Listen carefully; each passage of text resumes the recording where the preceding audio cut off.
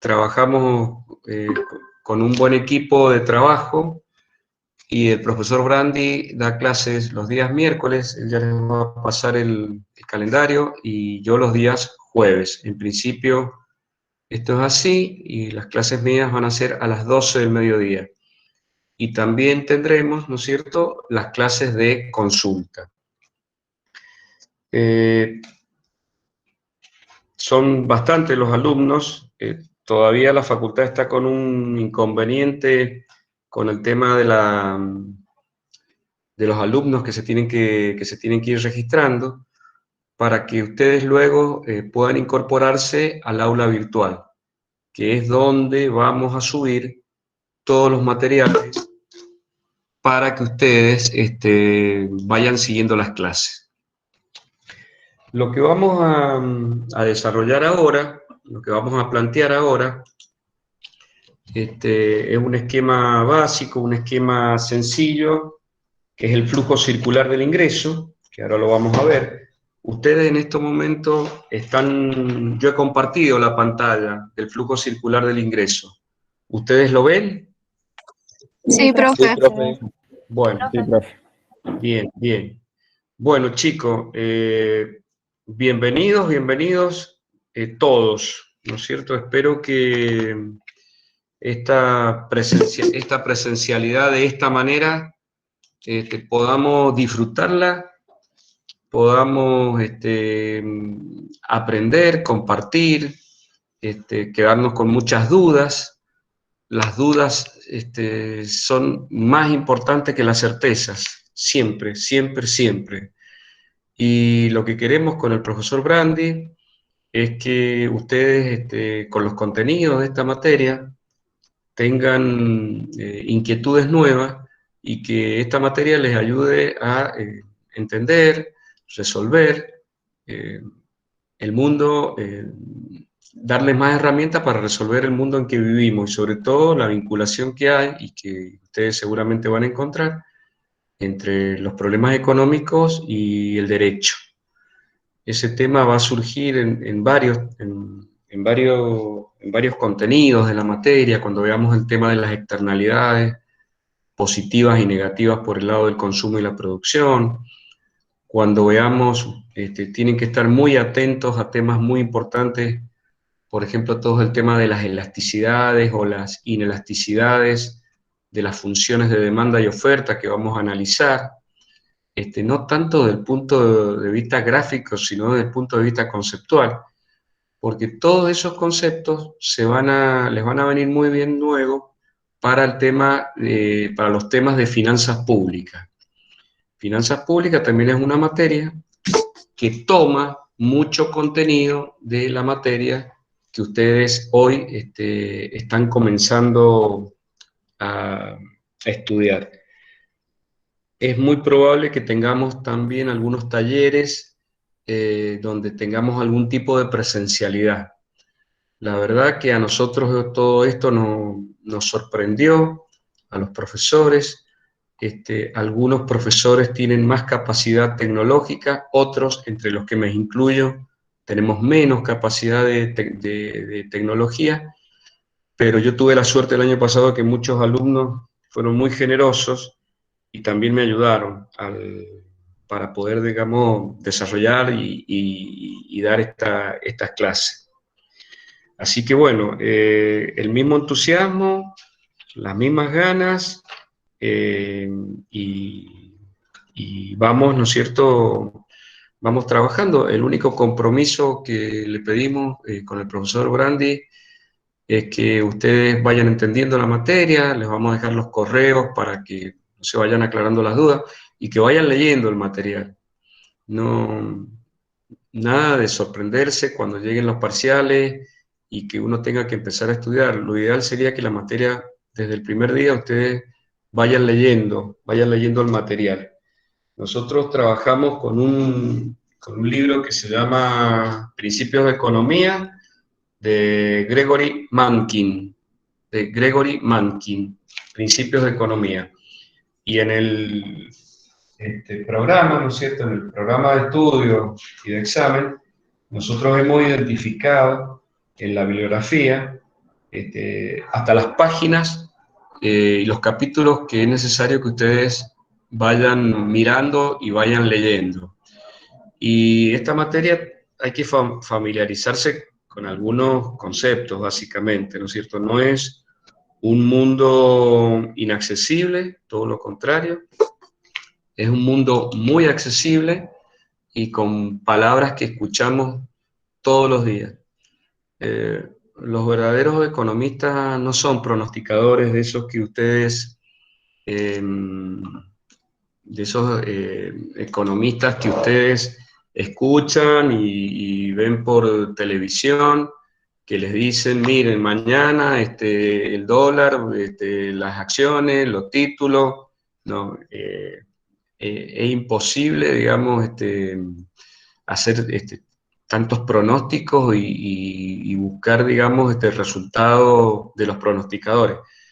De hecho, han surgido un montón de artículos en medios, en periodísticos, donde han demostrado que todos los pronósticos que muchas veces se van construyendo no han ocurrido, ¿no es cierto? Y así que en esto tenemos que ser bastante serios.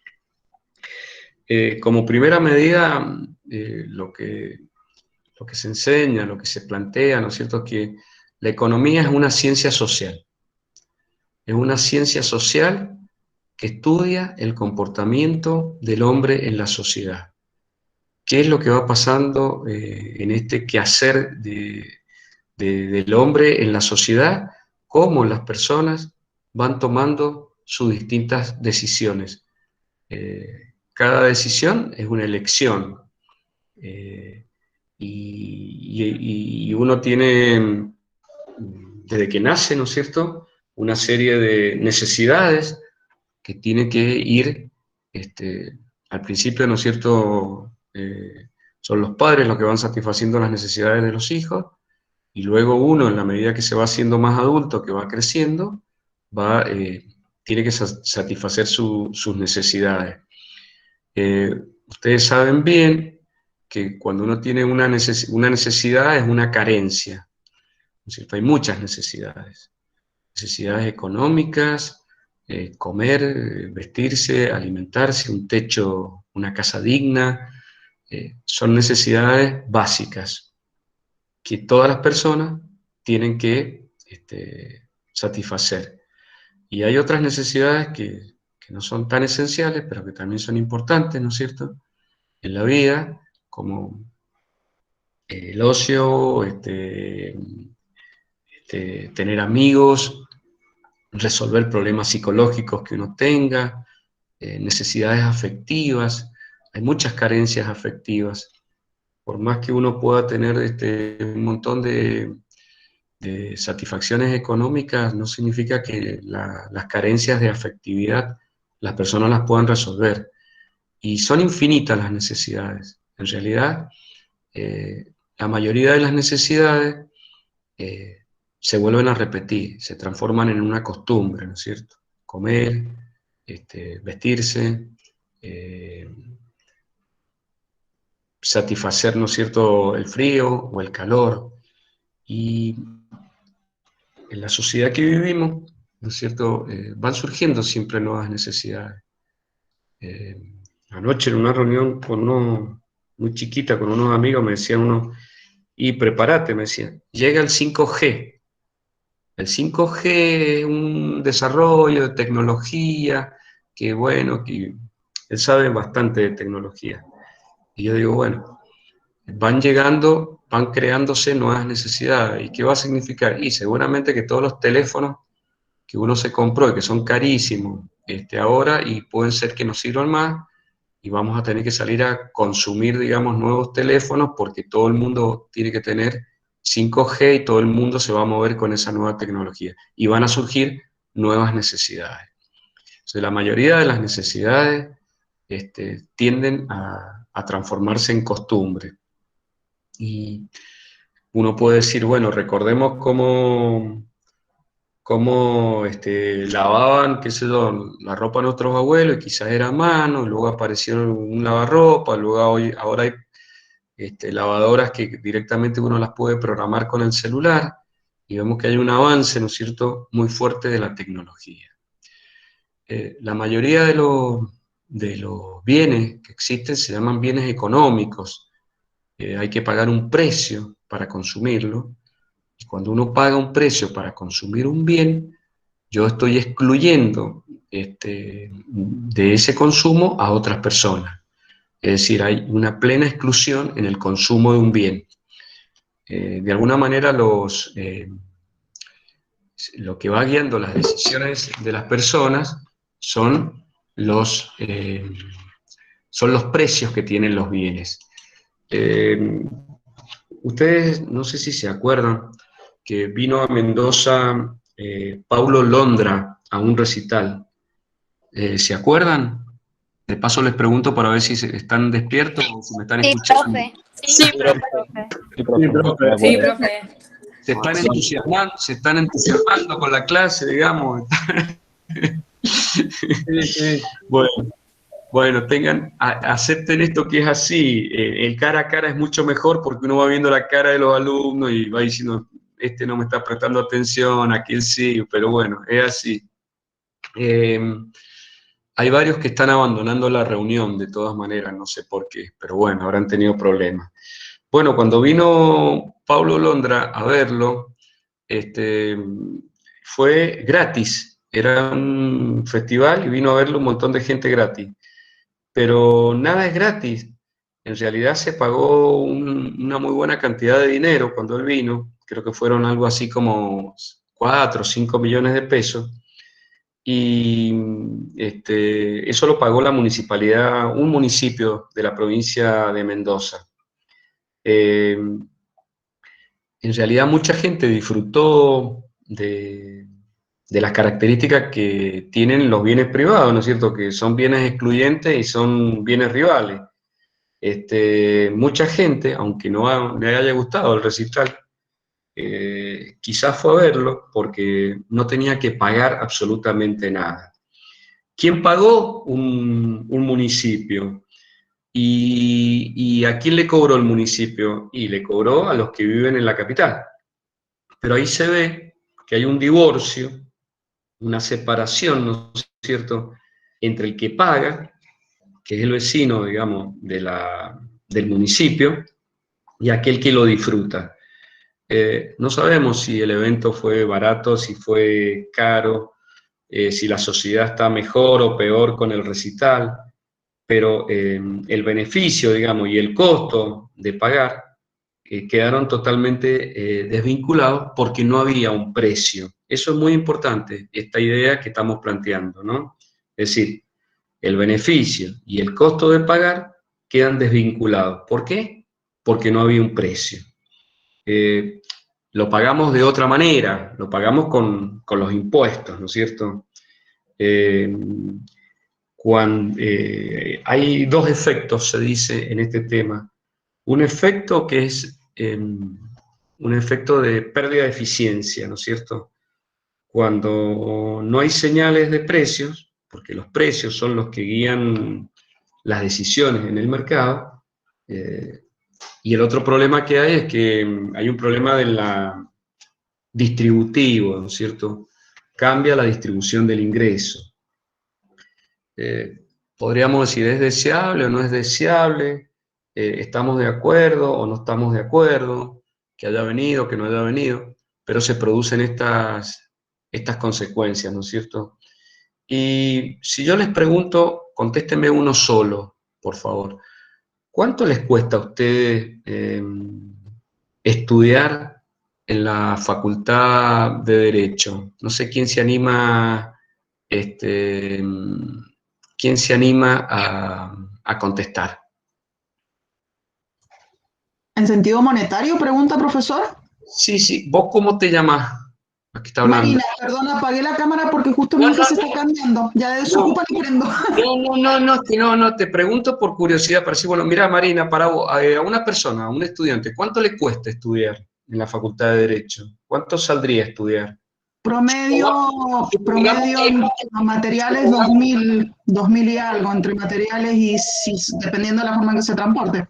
Claro, supongamos que hay presencialidad y que uno se tiene que mover, que abandonemos por un instante la situación pandémica. ¿Cuánto costaría, digamos, estudiar? Vos me decís 2.000 pesos por mes de materiales. Sí, aproximadamente. Más Ah, transporte, si es público es una cosa y si es vehículo es otra, obviamente. bueno, ponerle dos pasajes por día, ¿no es cierto? Bueno, supongamos que sean unos 4.000 pesos por mes, bueno, más la comida, más, bueno, más todo lo que uno insume. Esa sería, digamos, que sea un micro, fotocopia, pero Sí, ese no es el costo más importante. Ahora sigo ya. Yo si vos me ayudaste con esa información. Pero ese no es el costo más importante de estudiar en la facultad. ¿Cuál es el costo más importante de estudiar en la facultad? el tiempo. El tiempo. El tiempo. Muy bien. Felicitaciones los que están contestando. El costo más importante para un alumno en economía, y esto sí, anótenlo ahí, escríbanlo bien, se llama el costo de oportunidad. El costo de oportunidad. ¿Cuál es el costo de oportunidad de estudiar? ¿Cuál es el costo más alto que tenemos todas las personas por estudiar en la carrera de Derecho?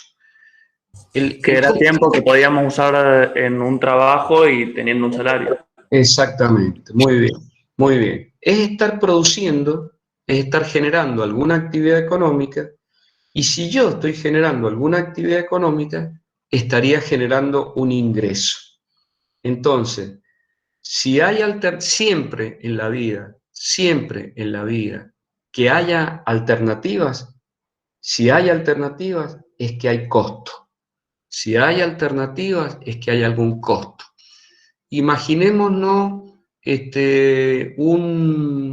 sé yo, Djokovic, un tenista, no sé si es el número 1 o el número 2 en este momento, que tiene su casa en Suiza o donde viva, ¿no es cierto? Él no va a invertir probablemente 3 horas de su tiempo en ir y cortar el pasto de la casa, del jardín que probablemente tenga, porque ese tiempo de las 2 o las 3 horas seguramente le pagará a alguien para que haga esa tarea y él lo destinará a hacer sus actividades físicas, de mantenimiento, de training, de todo lo que le signifique, digamos, seguir sosteniendo su carrera.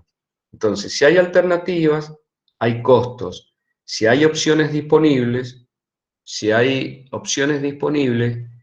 que generen ingresos por el uso del tiempo, es lo que en economía se denomina costo de oportunidad.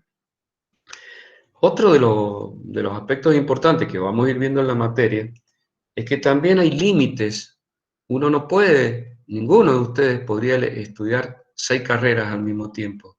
A lo sumo pueden, quizás, ¿no es cierto?, con mucha capacidad y talento y posibilidades, elegir más de una carrera, ¿no es cierto? Pero siempre tendríamos un concepto que es muy importante que se llama restricciones presupuestarias. Es decir, los recursos que nosotros tenemos no son ilimitados. Los recursos que nosotros tenemos son limitados. El papá y la mamá o el grupo familiar, como se conforme, ¿no es cierto?, con los ingresos que generen en el grupo familiar, pueden satisfacer una serie de necesidades para la familia que haya, pero no pueden satisfacer todas las necesidades. Y aquí es donde aparece el problema económico. ¿Cuál es el problema económico? Que las necesidades son ilimitadas y los recursos son limitados. Por la mayoría de los bienes y servicios que existen en un sistema tenemos que pagar. Son muy pocos los bienes libres, como la arena en el desierto o el aire no contaminado que respiramos todos los días. Pero la mayoría de los recursos, por lo que la mayoría de los bienes que necesitamos para satisfacer las necesidades, generan, ¿no es cierto?, un costo para la familia, y ese costo va, de alguna manera, restringiendo, ¿no es cierto?, la capacidad presupuestaria que tenga una persona. Es verdad que uno podría endeudarse, ¿no es cierto?, para consumir más hoy. Pero ¿qué pasa? Que si una persona se endeuda muchísimo en el presente, o un país o una empresa se endeuda muchísimo, luego, digamos, hoy puede estar bien, pero mañana puede estar mal. Miremos también todos los problemas que han surgido con el tema de los fuertes endeudamientos que tiene el país. Si un país se endeuda fuertemente, en algún momento esa deuda la tiene que pagar el capital, tiene que pagar los intereses, y es de alguna manera ir trasladando un problema de hoy al día de mañana. El dinero no alcanza para todo. Qué sé yo, uno podría decir, bueno, en vez de haber hecho el recital, se podrían haber arreglado las plazas, se podrían haber mejorado un montón de otras obras que se podrían haber hecho. Siempre surgen este tipo de decisiones que se tienen que tomar. Siempre surgen estas decisiones que se tienen que tomar. Bueno, como dije, puedo consumir más hoy, pero si me endeudo, y mucha gente acude a la tarjeta, ¿no es cierto? Y mañana seguramente voy a tener que consumir mucho menos porque esa deuda la voy a tener que pagar. Y en realidad, como en toda sociedad, todos los docentes tendrían que estar mejor, los médicos tendrían que estar mejor, la seguridad vial tendríamos que estar mejor, los jubilados tendrían que estar mejor. Sería ideal, ¿no es cierto?, toda esa situación, pero hay una serie de restricciones y que no alcanzan para todo. Es decir, chocamos, siempre se está chocando con una restricción presupuestaria. Y hay que priorizar y elegir, ¿no es cierto? Y seguramente no todos los sectores en una sociedad van a poder estar satisfechos. Es decir, hay una realidad, siempre se choca con restricciones presupuestarias. Y bueno, y de eso se trata, digamos, las decisiones que existen en la economía, ¿no es cierto? Por ejemplo, si se quisiera manejar, ¿no es cierto?, el problema del tipo de cambio y la inflación, que es un tema importante en la economía, pero no se puede manejar el tipo de cambio y la inflación al mismo tiempo. ¿Qué quiere decir esto? Que hay disyuntivas, siempre hay disyuntivas. ¿Qué camino tenemos que tomar? ¿Conviene estabilizar la economía? Y si hay recesión, ¿cómo se sale de un proceso de recesión? Algo hay que hacer, ¿no es cierto? Siempre hay debate en economía y eso es muy importante. ¿Qué hacemos? ¿Fomentamos el ahorro o fomentamos el consumo? Si disminuye el consumo, probablemente entremos en un proceso de recesión económica. Quiere decir que en la economía todas estas disyuntivas, todas estas preguntas que nos vamos haciendo son muy importantes, ¿no es cierto? Hay que seguir. Una pregunta, Sí. Pamela Salmazo. ¿Cómo es posible el ahorro si hay una restricción presupuestaria? No, uno puede promover el ahorro de las familias.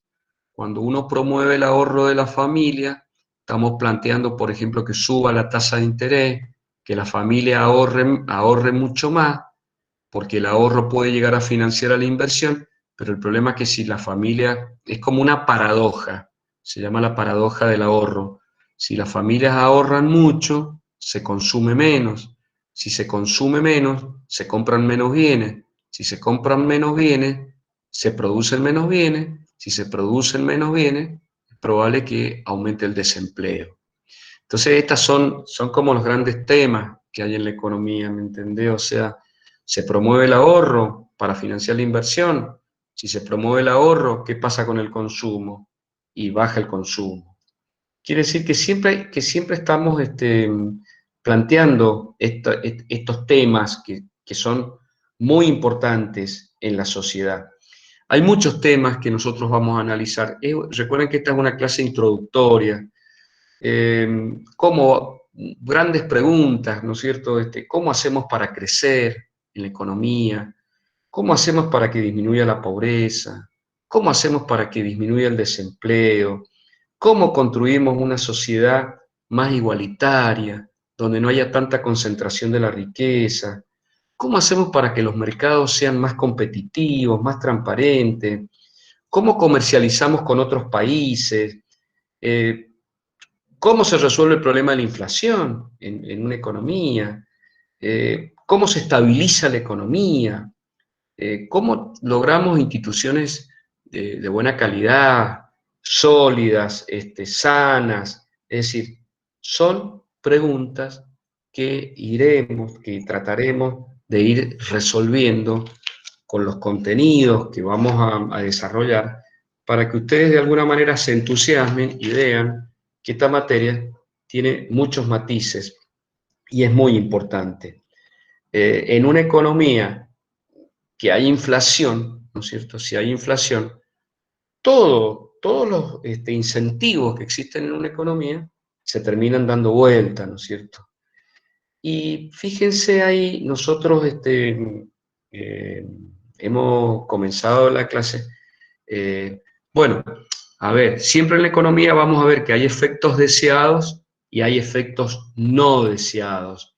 Y uno puede aplicar una política económica pensando que se van a producir unos efectos y los efectos no deseados son más importantes que los efectos que se estaban buscando y hay que generar lo que se llama una reversión de las políticas que uno ha aplicado. Ustedes están viendo están mirando en este momento el gráfico, ¿no es cierto? Sí. Sí, Sí, profe. Bueno, este gráfico es muy básico, es muy simple, está desarrollado en la unidad 1 cuando dice flujo circular del ingreso, conceptos básicos de desarrollo. Está en el material que estamos dando y este diagrama se llama diagrama de flujo circular. Es una simplificación de la realidad, pero que es muy importante entenderlo. Fíjense, la economía en la que vivimos todos los días está formada por miles y miles y millones de personas, ¿no es cierto?, que realizan distintas actividades. Ustedes mismos realizan un montón de actividades. Compran, venden, producen, ustedes o las familias con las que están vinculadas. Nosotros de alguna manera tenemos que buscar un esquema de razonamiento, un modelo, ¿no es cierto?, que nos organice de alguna manera y que nos explique cómo se da esta relación entre los distintos sectores que hay en una economía. Este es un modelo visual, ¿no es cierto?, llamado diagrama del flujo circular. Hay dos grandes formadores de decisiones, ¿no es cierto? Por un lado, ustedes ven en la derecha a los hogares o las familias, y por otro lado, las empresas, o también ustedes lo pueden encontrar en cualquier libro de economía como unidades productoras. Hay sectores que no están presentes y que son importantes. ¿Qué les parece? ¿Qué dos sectores importantes no están presentes? El Estado. Uno es el Estado, muy bien. ¿Y el otro? ¿Qué otro sector importante hay? Empresas extranjeras. Muy bien. En economía lo vamos a llamar sector externo. Sector externo, no empresas extranjeras, porque dentro de las empresas que ustedes ven ahí, están incluidas las empresas extranjeras que viven en la Argentina y que producen en la Argentina. Recuerden que en las empresas extranjeras que están produciendo en la República Argentina, lo que producen esas empresas, una parte puede quedar acá en la Argentina y otra parte se puede exportar. Pero eso, lo que se produce se llama PBI. Lo que se produce en la frontera argentina forma parte del PBI de la Argentina. Entonces, como sector importante está faltando el sector externo, que serían las exportaciones y las importaciones. Y como dijo muy bien una señorita, está faltando el Estado también. Miremos básicamente cómo funciona este esquema. Las empresas, ¿no es cierto?, son las que producen los bienes y los servicios que existen en la economía. Manteca, carne, clases de economía, clases de tenis, de golf, todos los bienes que existen en la economía los producen las empresas. Ahora, del otro lado tenemos las familias. Las familias, ¿sí?, son las propietarias, ¿no es cierto?, las dueñas de los factores productivos. En economía básicamente se estudian 3 y en algunos materiales salen 4 factores productivos. ¿Cuáles son los 4 factores? En este esquema hay 3, pero hay un cuarto factor productivo. Las familias son las propietarias del trabajo, de la tierra, del capital, y hay un cuarto factor que se llama capacidad empresarial.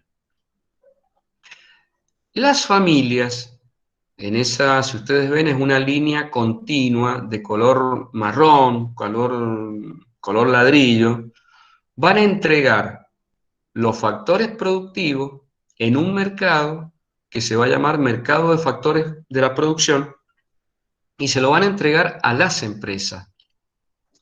Por eso hay como un traslado, una flechita abajo de trabajo, tierra y capital que llega a las empresas. Las empresas, con esos factores productivos y un cuarto factor productivo que se llama capacidad empresarial, van a producir los bienes y los servicios que la sociedad va a demandar en el otro mercado que se llama mercado de bienes y servicios.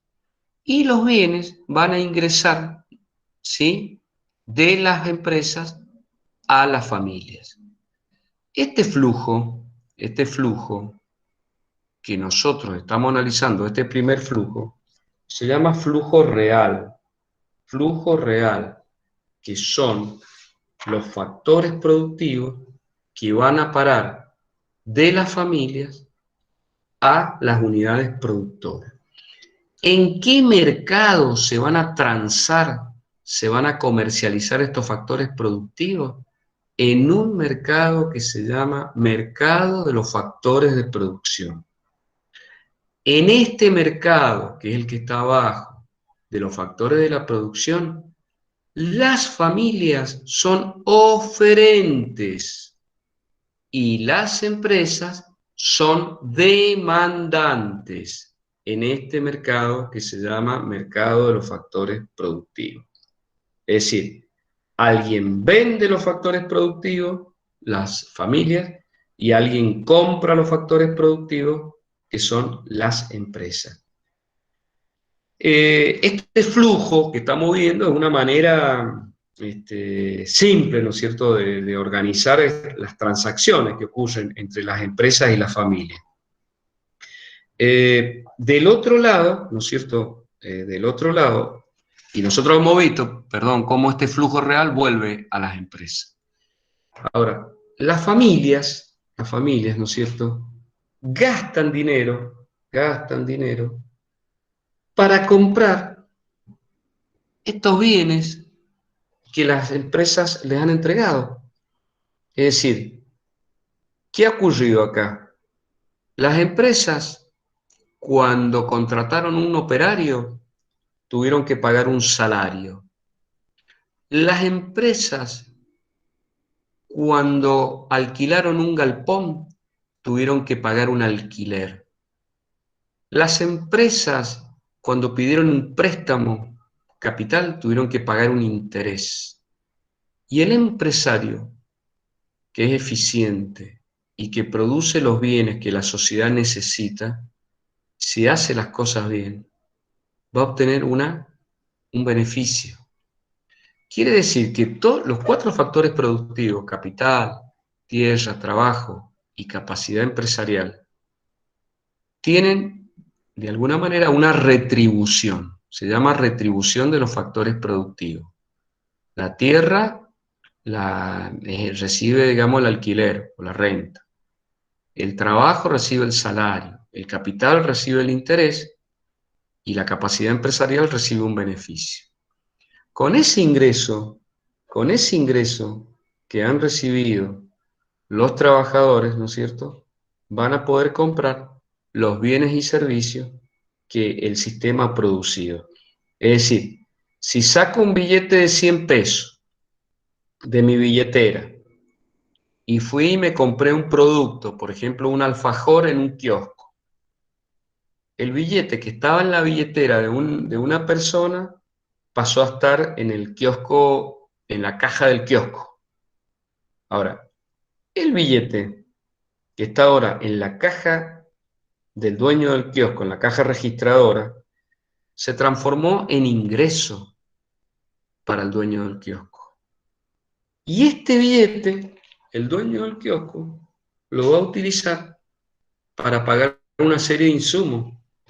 ¿En qué mercado? Y en el mercado de factores productivos. Por ejemplo, va a pagar el alquiler del kiosco, o le va a pagar el sueldo a un empleado que él tiene. Es decir, el dinero pasó a formar parte del ingreso de la familia. Y de nuevo, ¿no es cierto?, comienza el flujo circular. Como dijimos muy bien, un modelo más complejo incluiría al sector público y al sector externo. Y si nosotros ahora nos imaginamos que existiera el sector público y lo ponemos ahí como un gráfico más, en donde dice empresa, familia, y ponemos un rectangulito que diga sector público, el sector público, ¿qué va a demandar de la familia? Y Los también, Impuestos. claro, sí, pero primero va a demandar trabajo, va a demandarlo, o sea, los jueces trabajan en el Estado, o sea, las familias le van a entregar al Estado factores productivos, horas de trabajo, los docentes de la universidad, los policías, los maestros, todo el sector, todas las personas, que son muchísimas que trabajan en el sector público. Ustedes tendrán en su familia muchos conocidos, amigos, padres que trabajan en el sector público. Están ofreciendo su tiempo, alquilando máquinas, o los bancos que están financiando, ¿no es cierto?, al sector público. Se entregan también recursos al sector público, y el sector público, sí, también, ¿no es cierto?, contrata la construcción de escuelas, caminos, compra computadoras, paga la luz, es decir, contratan no solo horas de trabajo, un montón de otras de bienes y servicios que necesita el Estado. Imaginémonos nosotros la facultad en la que estamos, se necesitan resmas de papel, se necesitan computadoras, un montón de insumos que el Estado consume permanentemente. Y luego, ¿no es cierto?, que el Estado contrata a un empleado, a un policía, a un fiscal, le paga una retribución, que es el contraflujo monetario. Y a su vez, por los servicios, como ustedes dicen, que el Estado da, recuerden que hay distintos tipos de servicios. Hay servicios donde está perfectamente identificado el beneficiario. Por ejemplo, si alguno de ustedes sacó el carnet de conducir, ¿no es cierto?, entrega unidades monetarias y recibe a cambio, ¿no es cierto?, el beneficio del carnet de conducir. O, por ejemplo, si uno en la época que la gente viajaba al exterior, cuando viajaba, compraba el boleto de avión, pagaba, ¿no es cierto?, una tasa retributiva por el aeropuerto, por el beneficio de usar el aeropuerto. La mayoría de los impuestos que nosotros pagamos no están vinculados con un servicio con un beneficio que estamos recibiendo. Si yo voy a sacarme el carnet de conducir y pago 1.000 pesos por el carnet de conducir, estoy recibiendo un beneficio directo por un bien que el Estado me está entregando. Pero la mayoría de los impuestos que la sociedad paga, no tenemos un beneficio directo de acuerdo al importe que estamos pagando.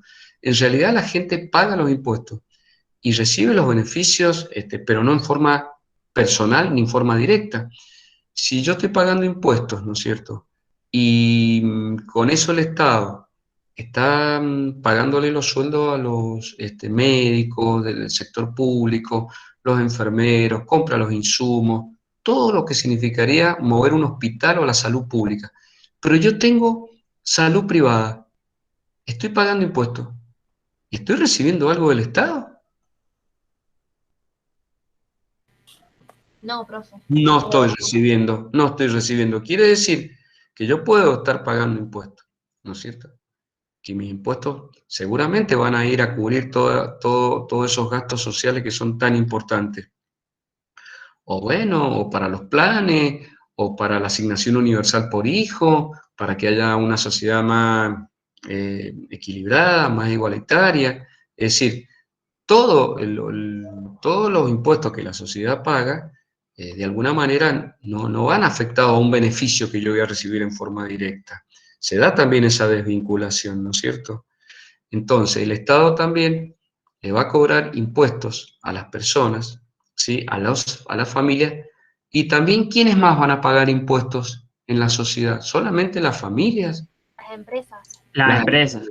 Las empresas. Entonces, quiere decir que va a haber un flujo monetario, ¿no es cierto?, del Estado a las familias por las horas de trabajo. Simplifiquémoslo. Soy empleado de una fiscalía, cobro X pesos por mes, cumplí mi trabajo, el Estado me va a entregar tantas unidades monetarias. Y ese dinero va a entrar en el circuito, ¿no es cierto? Voy a entrar en el circuito a comprar bienes y servicios. Pero también el Estado puede haber contratado la construcción de una escuela. Entonces, la empresa, ¿no es cierto?, va a hacer la escuela, va a construir el puente, va a mejorar una plaza, ¿sí? Y a cambio va a recibir un flujo monetario, y con ese flujo monetario la empresa va a utilizarlo, ¿no es cierto?, en el mercado de bienes de factores productivos. Y las empresas y las familias van a entregar también flujos monetarios al Estado para pagar los impuestos que se aprueben en el presupuesto del municipio donde uno vive, de la provincia donde uno vive y de la nación. Es decir, acá se van a generar un montón de flujos y contraflujos monetarios, y flujos y contraflujos reales. Y si nosotros incorporáramos al sector externo como un sector de la economía que también es muy importante, veríamos dos grandes situaciones. Uno serían las empresas que exportan bienes, entonces ahí habría un flujo real de soja al resto del mundo, y del resto del mundo entraría un flujo monetario, que por supuesto que serían las divisas que van a ingresar. Esas divisas no ingresan a las empresas, ingresan al Banco Central de la República Argentina, se liquidan de acuerdo al tipo de cambio existente en ese día, y ese dinero va a ingresar a las empresas. Y si estuviéramos hablando de una operación que incluye importación de bienes, en ese caso, del resto del mundo estarían ingresando un flujo de bienes y servicios, ¿sí? Por ejemplo, repuestos para automóviles, ingresan del resto del mundo a las empresas argentinas, los repuestos para automóviles, ingresa un flujo real y sale de las empresas un flujo monetario que sería vía Banco Central el pago de esas importaciones. Quiere decir que lo que estamos analizando, ¿no es cierto? Primero hemos partido de un supuesto básico al principio de que la familia, todo el ingreso que tiene, lo gasta, ¿sí? Por eso, pero no es así, porque también vimos que hay una parte del ingreso de la familia que va a ahorro. Y entonces, si hubiera ahorro, ¿no es cierto?, y del flujo, del ingreso que yo estoy recibiendo a fin de mes, por ejemplo, de 40.000 pesos, o de 50.000 pesos, o del monto que sea, una parte lo destino a ahorro, va a intervenir otro sector que se va a llamar sector financiero, que va a captar el ahorro de la familia y de las empresas, ¿sí?, y lo va a trasladar, ¿no es cierto?, como inversión en el proceso productivo. Por eso se dice que la economía, el ahorro financia a la inversión. ¿Se están entendiendo los conceptos que estamos planteando? Sí. Bueno, Sí, Sí, profe. Sí, profe. Venimos bien por ahora. ¿qué pasó? Sí. Cuando usted habló de las empresas que cuando reciben el pago por los servicios que prestan, ya sea una tercerizada para una construcción de una ruta, escuela, lo que fuera, que reinvierten eso en el mercado de factores de la producción, ¿no lo reinvierten también en insumos en el mercado de bienes y servicios o solo los insumos estarían incluidos en el mercado de factores de la producción? Las empresas necesitan comprar todos los insumos y todos los bienes que necesitan. También van a ir al mercado de bienes y servicios. Por ejemplo, vos imagínate una empresa constructora. Muy buena la pregunta. Suponete una empresa constructora que quiere mejorar sus computadoras. Bueno, irá al mercado de bienes y servicios, contratará a un ingeniero y comprará en el mercado de bienes y servicios las computadoras. Es decir, las empresas también van a adquirir en el mercado de bienes y servicios los elementos y los insumos que necesitan para mejorar permanentemente. Y también van a ir van a ir al mercado financiero a financiarse con una línea de préstamo que puede ser del Fondo de la Transformación Económica o de algún banco que les permita, ¿no es cierto?, refinanciar una importación de bienes o, bueno, adquirir, digamos, una mejora de desarrollo tecnológico para su empresa. Es decir, esto no hay que verlo como una foto, sino hay que verlo como una película. Y son tantos los millones de transacciones que existen en un mercado que esto lo que simplemente estamos mostrando de la cátedra es como una imagen simplificada de cómo funciona la economía, suponiendo que en este momento existen solamente dos sectores, pero vemos que no es así, que existen muchos más sectores, que la economía se interactúan por millones de decisiones diarias que van tomando todas las personas y que ese millón de decisiones que vamos tomando son los que van generando todo un movimiento en la economía. Por supuesto que es una economía hoy día que tiene una serie de restricciones, es decir, yo no puedo comprar todas las divisas que puedo comprar. ¿Por qué existe esa restricción? Es otro tema que uno lo vamos a ir analizando, digamos, en la economía, digamos, o sea, una restricción que la economía tiene. Pero todos esta simplificación que estamos dando nosotros es para que veamos cómo funciona básicamente una economía.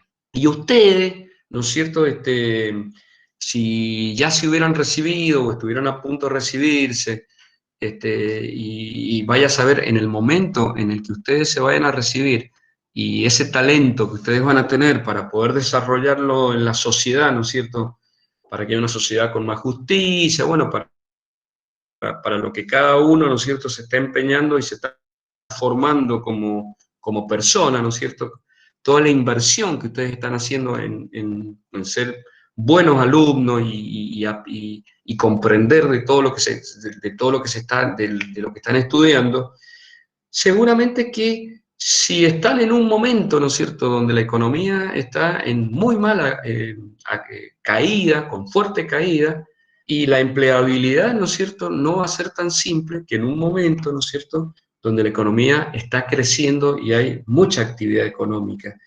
Esto lo vamos a ver cuando veamos los ciclos económicos. Cuando se habla de ciclos económicos, es que hay un desajuste, perdón, entre la oferta agregada y la demanda agregada. Quiere decir que las economías van fluctuando y de acuerdo al momento en el que uno se prepara, ¿no es cierto?, para empezar a trabajar y para incorporarse a este mundo que es el mundo de la actividad económica, hay que ver qué está pasando con las grandes variables en la economía. Normalmente en la economía, digamos, las grandes variables macroeconómicas, son la tapa de los diarios. Y las grandes preguntas son, ¿qué pasó? ¿Hay crecimiento o no? PBI. ¿Qué pasa con el PBI? ¿Qué pasa con el empleo? ¿Cuál es la tasa de desempleo? ¿Cuál es el índice de crecimiento de los precios? La inflación. Es decir, la economía generalmente se divide en dos ramas. El análisis microeconómico, que es el estudio de cómo las familias, las empresas toman sus decisiones, ¿no es cierto? Los grandes agregados macroeconómicos, que es el comportamiento conjunto de la realidad. Es decir, ¿cuál es la gran ventaja de la macro? Que yo veo los números agregados. ¿Cuál es la desventaja? Que yo pierdo, digamos, los detalles. El detalle de qué está pasando en un sector de la economía. Porque si yo les hago una pregunta a ustedes, y a ver, solamente traten de contestarla uno o dos para que no se superpongan. Si yo digo, por ejemplo, la industria argentina automotriz creció en un 3%. ¿Es un análisis microeconómico o macroeconómico? La industria argentina automotriz creció... Macro. ¿Qué dije? Macro. Bueno, en realidad es microeconómico, porque se refiere a una actividad. Si yo hubiera dicho la actividad industrial en el país creció un 5%, sería macroeconómico. ¿Por qué? Porque estoy hablando de toda la actividad de la industria en una economía. Entonces, ahí no nos tenemos que confundir. Pueden haber microeconomías muy grandotas y macroeconomías muy chiquitas. Lo importante es qué es lo que se incluye en cada concepto. Cuando hablamos de macro, estamos hablando de agregación. Cuando hablamos de microeconomía, estamos hablando de individualidad. Por eso por ahí esa frase que dice que el árbol no te impida ver el bosque. O sea, el árbol sería lo micro, el bosque sería lo macroeconómico. Por ejemplo, si yo les digo, creció la tasa de desempleo en una economía, en un trimestre. Pero puede ser que haya crecido un punto la tasa de desempleo, pero en una de esas el crecimiento del empleo en la actividad agrícola creció. ¿Y qué ocurre? Y que en el promedio de todas las actividades que hay en una economía, se haya dado que creció el desempleo. Pero eso no significa que en algunas actividades no creció. Ustedes saben muy bien, chicas y chicos, que todo lo que es el desarrollo de tecnología, sobre todo, bueno, analistas de sistemas, programadores, viene creciendo fuertemente en la economía no solo de la Argentina, sino del mundo, y más con la pandemia. Es decir, ¿qué quiere decir? Que el crecimiento en esa actividad ha sido fuertísimo, pero quizás en otras actividades no lo es. Pero ¿qué pasa? Que el promedio te da que hubo un decrecimiento. O mejor dicho, que hubo un decrecimiento del empleo o un crecimiento del desempleo. Entonces,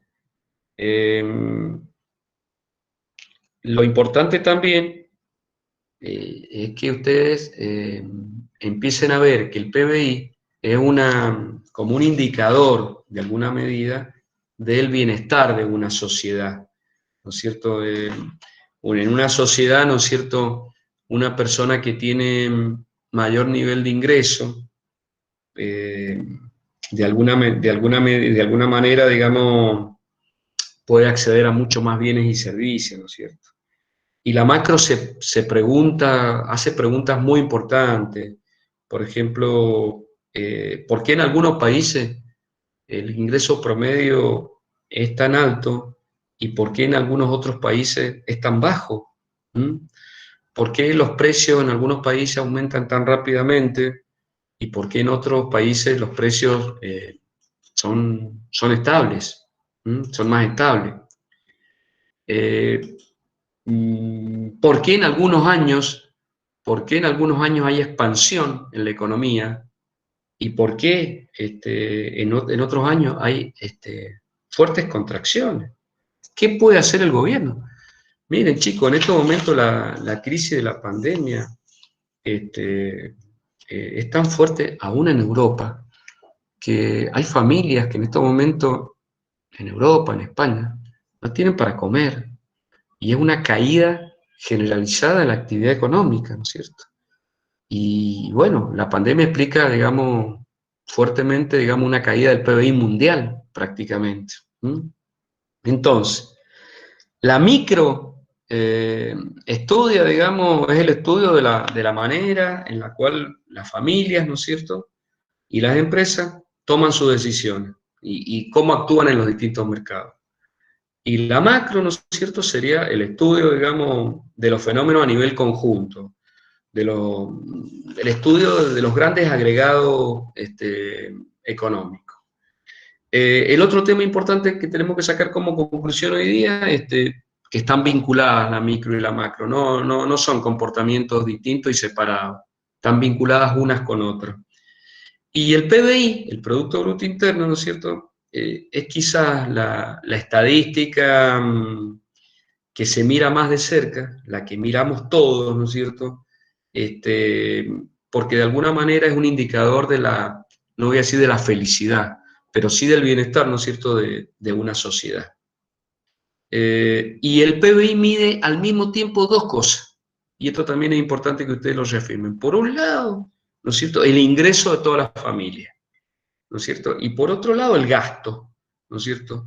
Si hay ingreso, hay gasto.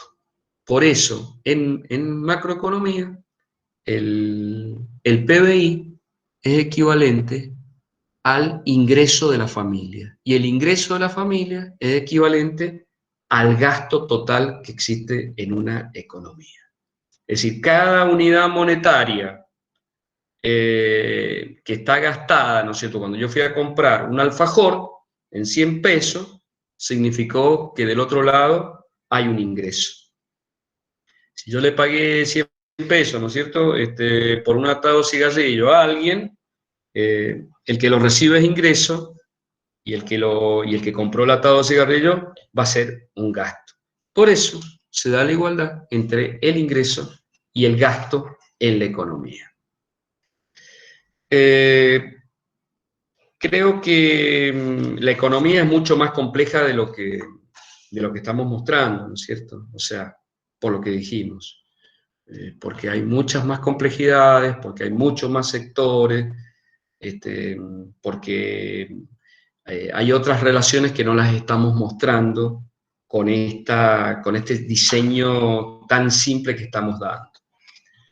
Pero bueno, esta ha sido una clase de presentación de algunos conceptos básicos.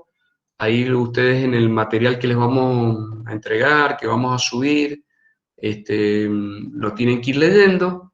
Y ya, digamos, siendo las 13, voy a dar por terminada la clase. Ahí estoy prendiendo la cámara, no sé, para que si alguno me quiere conocer un poquito quién soy. Y bueno, y quedo, digamos, si tienen alguna pregunta que hacerme, ya la semana que viene el profesor Brandi se va a comunicar con ustedes y seguramente yo el jueves también daré la clase mía. Profe, Sí. Yo le quería preguntar que al principio dijo que quizás habían clases presenciales, ¿no? Sí, eso lo está armando el profesor Brandi, me dijo antes de ayer, porque la facultad permitiría unos talleres, creo que son 3 talleres que se podrían dar, así que estamos viendo. Sí. Porque nosotros con unas amigas somos de Alvear, entonces tendríamos que ir a nuestro departamento en Mendoza, si hay talleres, entonces con tiempo tendríamos que ver eso, o sea, nos tendrían que avisar. Bueno, eso preparemos esa pregunta para, porque el que digamos, iba a coordinarlo me dijo que era el titular, que es el profesor Brandi, que también está así muy preocupado para que el desarrollo de la materia sea el mejor para ustedes y que nosotros podamos estar también nos interesa muchísimo el contacto, alguna clase de presencialidad para conocernos y para se trabaja de otra manera, por supuesto. Imagínense que esta es una limitación, pero bueno, en eso se está trabajando. Buenísimo. No, si es presencial, muchísimo mejor igual, así que... Sí, pero no se puede en este momento por la pandemia la presencialidad. Bueno, chicos, un gusto. Sí. Perdón, le hago una consulta rápida. Usted dijo que iban a subir el material para que pudiéramos ir leyendo un poquito anticipado, ¿cierto? Sí, ahí yo te anticipé que vos podés pedir en la fotocopiadora para el capítulo 1. No sé si ustedes tienen el contacto con la fotocopiadora. No. Yo esperaría, bueno, yo acá tengo el correo de la fotocopiadora, pero esperaría un poquito la clase del profesor Brandi del miércoles que viene para que coordinemos todos los temas metodológicos. Pero yo te digo que la unidad 1, están los capítulos señalados porque tenemos que subir el programa nosotros ahora. Ustedes no están en el aula virtual. No, todavía no. Sí, ahí acaban de matricular, ya me fijé y ya estoy matriculado. Bueno, Sí, hay algunos alumnos que están matriculados recién hoy. claro, pero fíjate que hoy día se va a terminar de solucionar y nosotros vamos a comunicar con ustedes permanentemente con el aula virtual. Esto lo que hemos hecho hoy día es para no perder la hora de clase, ¿me entendés? Para decirle a los chicos, miren chicos, estamos arrancando hoy día de esta manera porque ni siquiera por el aula virtual. Y hay una chica que es una compañera ahí de la facultad de ustedes, que es colaboradora, que se ha estado comunicando con ustedes, ya le digo muchas gracias. Creo que el apellido es Laciar, el nombre en estos momentos no me acuerdo, pero ella, digamos, nos ha ayudado muchísimo para que esta clase también se pueda desarrollar y que podamos estar comunicados con ustedes. Así que, por ahora, la primera pregunta que hago, si han entendido lo que he planteado, y si tienen alguna duda, por favor, no sé, yo les voy a dejar mi correo acá. Hola, profe, soy yo, la ayudante de cátedra. ¿Cómo era tu nombre? Le quería avisar que yo en el grupo de WhatsApp a los chicos ya les dejé un drive donde tienen el libro en PDF para que lo puedan descargar. Ah, bueno. Por si alguno no lo puede comprar en fotocopiadora. Les dejé los correos de todos ustedes, los profesores, y también les dejé los links de las clases porque el profe Brandi me dijo que en principio van a usar el mismo link para todas las clases. Ah, bueno, yo también, o sea, yo voy a usar este mismo link para la clase del jueves que viene. Claro, y ya les mandé a ellos también la que es del profe Brandi, así que es el miércoles a las 8, la clase del profesor Brandi. A las 8, claro. Bueno. Así que el manual no hay que imprimirlo entero, eso ya lo acaba de aclarar el profe, son un par de capítulos, pero lo dejé entero en el drive que les dejé en el grupo, para que lo vayan leyendo, porque no puedo desglosar capítulo por capítulo para subirlo, así que está todo el libro entero en el drive. En la fotocopiadora sí lo pueden pedir por capítulos de cada unidad, que si quieren, bueno, después averiguo los códigos y se los paso. Bueno, y nosotros también le vamos a dejar un montón de exámenes de años anteriores, que no van a ser iguales, por supuesto, pero para que ustedes vayan después ejercitándose con la manera de evaluar que tiene la cátedra, que es muy interesante también. No digo que es fácil o difícil, es una manera interesante de aplicar los conocimientos. Bueno, chicos, muchas gracias y mucho gusto, y espero que se hayan sentido bien y que les haya gustado la clase. Gracias, profe. Gracias, profe. Gracias, profe. Nos vemos. Gracias, profe. Chao. Muchas gracias, profe. No, por favor, gracias a ustedes. Hasta luego, profe, gracias. Chao. Chao, profe. Chao, chicos.